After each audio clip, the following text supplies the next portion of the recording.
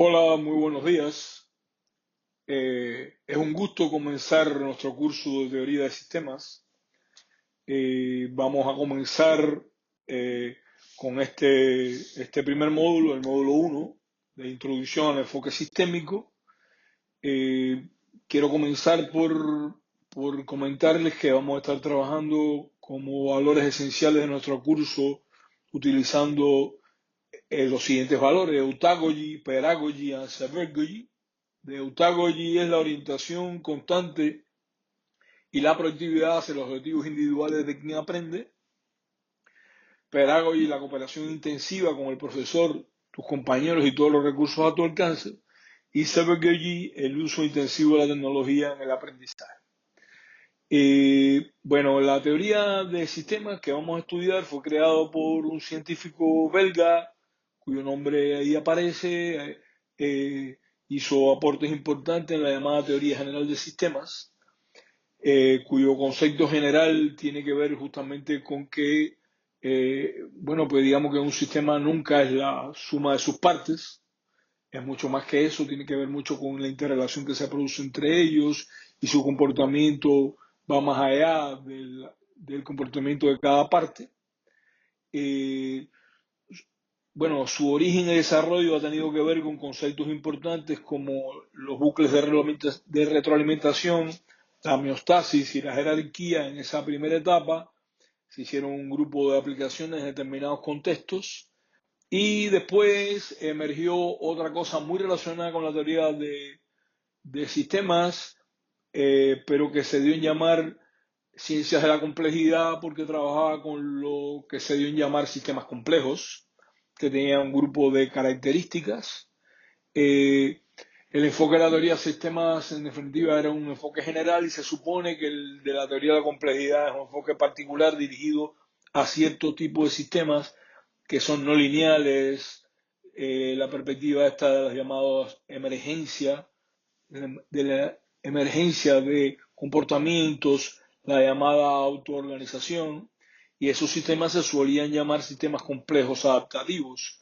En realidad, la mayoría de estos comportamientos no son tan particulares como pareciera, sino son muy comunes y por el contrario, cierta tendencia a pensar que los procesos eran lineales, o que sí, ajá, que los sistemas se comportaban de manera lineal y de la manera clásica en que se asumían los sistemas. eh, pues la teoría de la complejidad ha demostrado que no es tan así. Por lo tanto, pues fue muy importante su emergencia y en particular después o durante, quizás como consecuencia de la emergencia de las ciencias de la complejidad que incluían una serie de elementos como el trabajo con los sistemas de ecuaciones diferenciales dinámicas, y otros elementos como pudieran ser los fractales.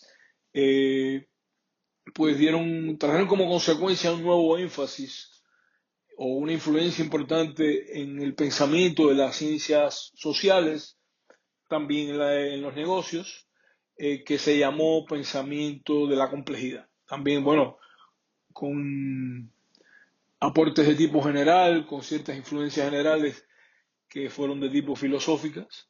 Ahí el francés Edgar Morin tuvo un rol importante en su desarrollo, en una serie de postulados, etc.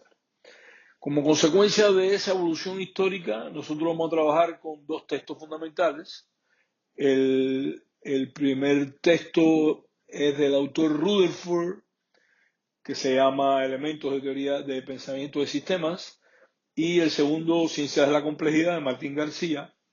Vamos a estar trabajando con ellos dos junto con otros materiales. En particular es muy importante el libro de Peter Senge, La Quinta Disciplina, y otros elementos que nos van a estar ayudando a la introducción o la actualización de la aplicación de la teoría de sistemas unidas a la analítica de datos y negocios y la inteligencia artificial. Eh, Vamos entonces el propósito de esta presentación es dar orientaciones para el estudio, para la participación en el foro de discusión y para el comienzo de la escritura de vuestros proyectos dirigidos a cada uno de los proyectos custom de ustedes, pero en una perspectiva dimensional, es decir, en una perspectiva de explorar el uso de la teoría de sistemas en su trabajo, en su tema científico, ¿no? Entonces, algunas orientaciones generales importantes. Vamos a referirnos a cómo pueden estudiar los capítulos 1 y 2 del texto y los capítulos 1 al 3 del texto 2. Deben estudiar de tal manera que puedan ir escribiendo sus impresiones en el primer foro de discusión. O sea, estudian eso, piensan cómo lo pueden aplicar y lo expresan en el foro de discusión. Y bueno, ya empiezan, se les sugiere que vayan escribiendo lo que van a tener que presentar en el módulo número 2. Y bueno, pues comienzan a pensar en su proyecto y a escribir y discutir en el foro de discusión. Una visión general sobre este tema del pensamiento sistémico pudiera referirse fundamentalmente a un grupo de elementos. El primero es que el enfoque es holístico, porque evidentemente uno puede estudiar las partes, pero tiene que estudiar el funcionamiento del sistema como un todo, es decir, cómo esas partes interaccionan. Y algunos de los elementos importantes son los llamados bucles de retroalimentación, causales, las existencias y los flujos, y también los llamados arquetipos de sistemas. Sobre todo en el libro número 1 se hace mucho énfasis en esos arquetipos que son muy interesantes. Y bueno, cómo se usan estas cosas en los negocios a partir de las interacciones de esas partes. Bueno, cómo estudiar específicamente los capítulos 1 del texto. Por favor, enfóquense en estudiar los conceptos básicos y en cómo se usan esos bucles de retroalimentación. Traten de diagramar, empezar a diagramar un poco esos sistemas. Yo no les sugiero usar desde el principio el sistema Visio u otros. Pueden incluso trabajar en una pizarra o en un papel con el ánimo de empezar a pensar en esos términos, ¿sí? Y traten de aplicarlo a escenarios de negocios específicos, sobre todo a su proyecto custom, ¿sí? A su perspectiva, al problema científico que tienen que abordar como un camino hacia el proyecto final que van a hacer en esta asignatura. Bueno, en la perspectiva de las ciencias de la complejidad, como ustedes saben, como ya comentamos, las ciencias de la complejidad examinan cómo las relaciones entre las partes crean comportamientos de sistema. Vamos a enfóquense sobre todo en descubrir, en estudiar los conceptos de emergencia, autoorganización y no linealidad para entender el concepto o para profundizar en el comportamiento interdisciplinario del sistema de su estudio en el contexto de las ciencias empresariales. Para estudiar, vayan a buscar los principios fundamentales, pero revisen también estudios de caso que aparecen en el texto y, bueno, consideren un poco todos los elementos interdisciplinarios que se discuten en los libros. Posteriormente deben aplicar los conceptos a los negocios, en particular, insisto, cada cual en su proyecto custom, pero estudien los estudios de caso que aparecen en estos primeros capítulos del libro y bueno, usen estos conceptos como base para futuras investigaciones en el campo del tema que les compete. Bueno, algunos de los elementos, uno de los conceptos más importantes son los llamados bucles de retroalimentación, que son fundamentales para el pensamiento sistémico. Están los bucles reforzadores, que se llaman también positivos, y los equilibradores, que se llaman negativos. Los bucles reforzadores amplifican los cambios, lo que lleva al crecimiento o al declive, ¿sí? Es decir, se produce un crecimiento constante o un decrecimiento constante y eso cambia radicalmente el comportamiento del sistema como un todo. Y los llamados bucles equilibradores lo que hacen es contrarrestar los cambios de tal manera que se produce una estabilidad. Bueno, pues algunos ejemplos empresariales pueden ser, en el caso del bucle reforzador, por ejemplo, una empresa con alta satisfacción del cliente puede generar clientes recurrentes, lo que a su vez aumenta las ganancias y permite una mayor inversión en el servicio al cliente. Ahí se produce un bucle reforzador. Por el contrario, por ejemplo, un bucle equilibrador puede ser la gestión de inventario, donde el aumento de los niveles de inventario conduce a mayores costos, lo que luego limita las compras adicionales de inventario. Y ahí se produce un enfoque equilibrador que no siempre es bueno. Aunque en general las cuotas de equilibrio pues ayudan al trabajo con los sistemas. Bueno, hablemos un poquito del concepto de emergencia, con un concepto muy importante en la teoría de la complejidad, el pensamiento de la complejidad. Aquí se dice que la emergencia se refiere al proceso por el cual los sistemas y patrones complejos surgen de una multiplicidad de interacciones relativamente simples. Bueno, se estudian esas multiplicidades, se estudian esos comportamientos y después se explora qué es lo que sucede en el comportamiento del sistema. Y eso que emerge a partir de esas interacciones es un comportamiento que es intrínseco del sistema y que de alguna manera es independiente de la voluntad de las personas involucradas en el sistema, de la voluntad de los que pretenden tomar decisiones en relación con lo que interesa, pero el conocimiento de esa interacción es el que puede ayudar a tomar decisiones que permitan lograr cierto control del sistema y introduciendo algunos elementos, pues cambiar el comportamiento de manera que se influya en su futuro desempeño.